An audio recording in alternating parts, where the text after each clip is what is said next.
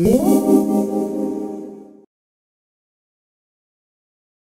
everybody today? Good. Can I make a suggestion?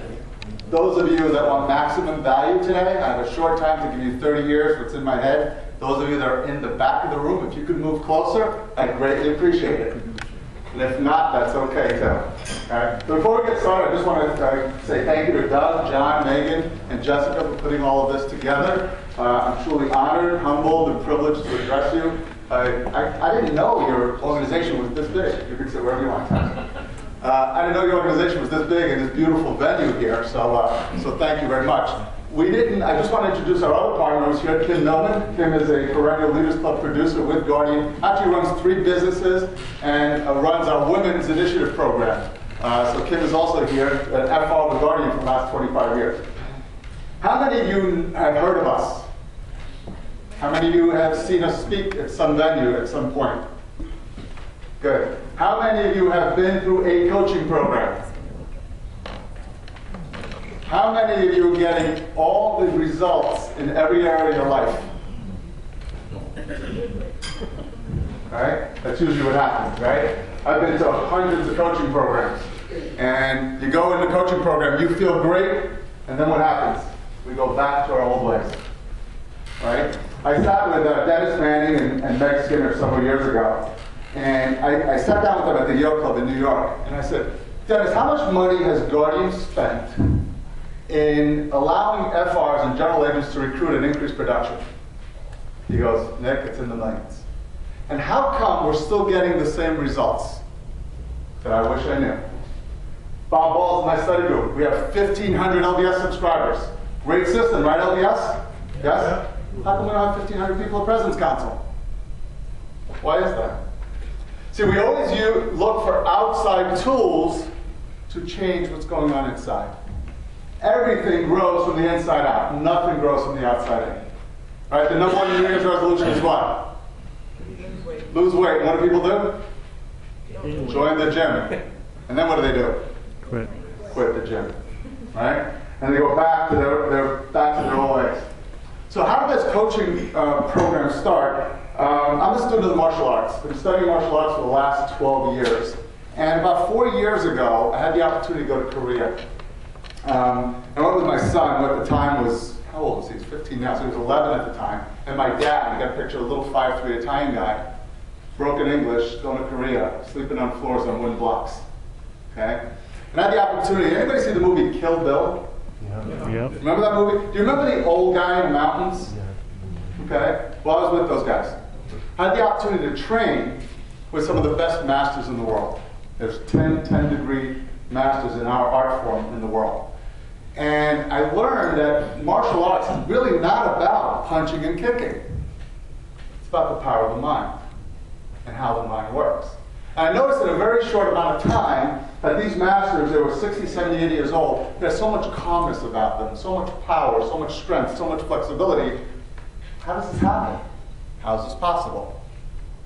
So in a very short time, we were going to use, my son was going to compete, and I was going to go use it as a training experience. And I noticed the little Korean kids were destroying the American kids. And my wife already warned me, before you come home, make sure your son doesn't get hurt, or don't come home. So I spoke to his master, and I said, I don't want my son to compete. Let's use this as a training. We were there for 2 weeks, and he said, I think you're right. He's not ready for this. And as we're training, we were training intensive days, 12-hour days up in these mountains, a place called Mujo. And this guy, Grandmaster Kim, that was, anybody remember Wide World of Sports? It was on Wide World of Sports. And Grandmaster Kim took a liking to me for whatever reason. And he came up to me one day and he said, Mr. Nick, you're going to compete this week. And I said, oh, no, I'm too old. Right? My own paralyzing paradigm. I'm too old to compete. And he said, that was not a question. I said, but I don't have equipment. We will get you equipment. Not enough time to train. Plenty of time to train. Very long story short, there were 220 competitors in my weight division, which was heavyweight class, senior division, 35 and over. And the first thing I thought about was my life insurance premium all up to date, my disability is all up to date. And there's one 4th-degree black belt there from Spain.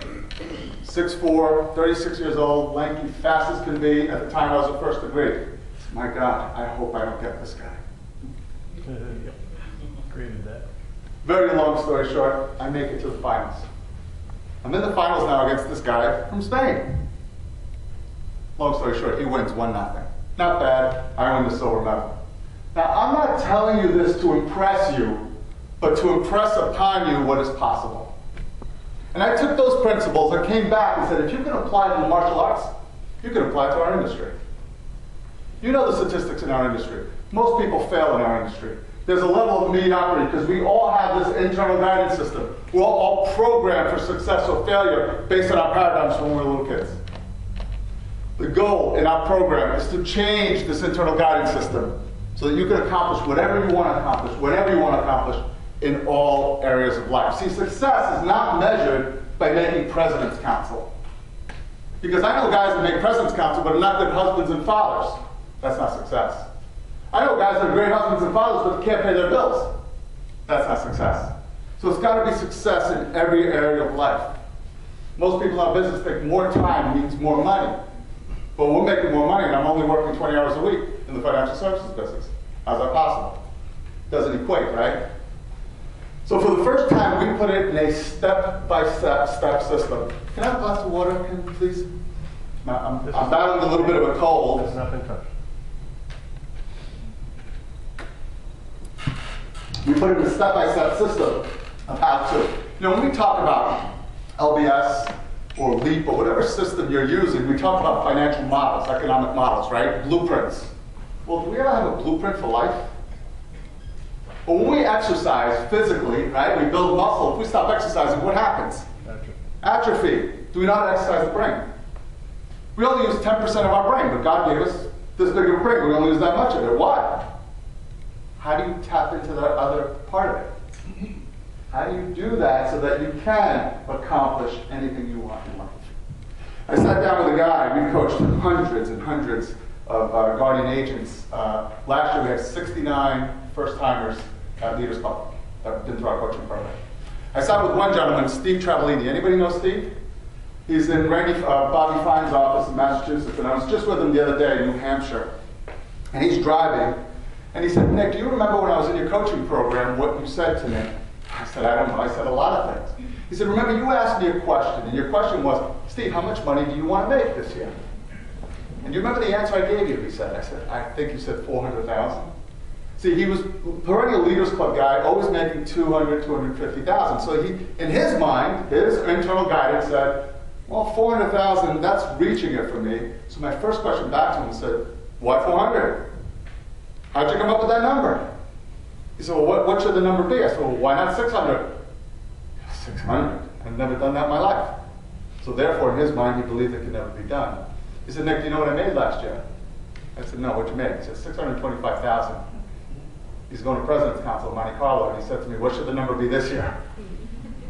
Okay? And the reason for this is this. Is there a, here we go. Can everybody see this? Yes? Yes. If you can, I'll be here. The reason for this is, Rick's going to talk a lot about this a little bit later. We all know what we do for a living, correct? Do we know what we do? Yes? Sure. Okay. We know how to do it, right? Whether you're using LBS or whatever systems you're using, we know how we do business. How do you go from good to great? What's the question you have to answer in order to go from good to great? Why? Why? Why do we do what we do? See, organizations always focus on this. That's growing from the outside in. But when you can answer the why, unbelievable things start to happen. I'll give you an example. I was in Boston. I was doing a joint case, and it was a small case, $44,000 premium. And I was doing an FR favor. I said, look, I'll handle the case for you. So I drive up to Boston, which is about 3 hours from our home in New York. And the guy asked me a question. Now, I wouldn't say this to everybody, but this, I read body language pretty well, so I knew I could say this at this point. The guy said, can I ask you a question? I said, sure. He said, why would a guy like you, we talk about image, right? Their perception of me was bigger than what I was. Why would a guy like you drive all the way to Boston, 3 hours, to meet a guy like me? I said, well, that's a great question. I said, can I ask you a question? He said, sure. I said, why do you work? He said, well, I don't know, pay the bills. I said, well, what I found is people work for really 3 reasons, right? Current consumption, future consumption, and they want a sense of worth, a sense of purpose, correct? I said, do you mind if I share my purpose with you, with your permission? He said, please do. And I knew that he was kinesthetic, which meant this was an emotional person, so I could do this at this point. I said, the reason why I drove here is because the purpose of my life is to be the best leader, teacher, and coach to my family, my friends, my clients. I will live a happy, healthy, spiritual life full of love, joy, gratitude, passion, and financial freedom. I will live my life to the fullest potential for myself and my family while leaving an imprint on the hearts and minds of those I touch, so that I will leave a legacy long after I'm gone. That's why I'm here. Do you think he became a client? Do you think he referred cases? Do you think he gave us a check for the premium? Absolutely. And that's the very reason why I'm in Minnesota today. You've allowed me to fulfill my purpose and my worthy idea. So, we talk about what we do, and in business coaching, we take you through this. And I'm going to give you a little business coaching application here. Anybody want to share with me what they do for a living? What do we do? Joe? Sell life insurance, create financial plans, security, peace of mind. Good. Okay. What do you do for a living, if you don't mind me asking? Avoid threats, fulfilling obligations, and exploit opportunities. Okay. What do you do for a living? Help people create more money to enjoy. Okay. Listen to what I'm about to tell you. People do not care what we do for a living. You didn't differentiate yourself from anybody else. All right? Ask me what I do for a living. What do you do for a living? Well, Joe, you know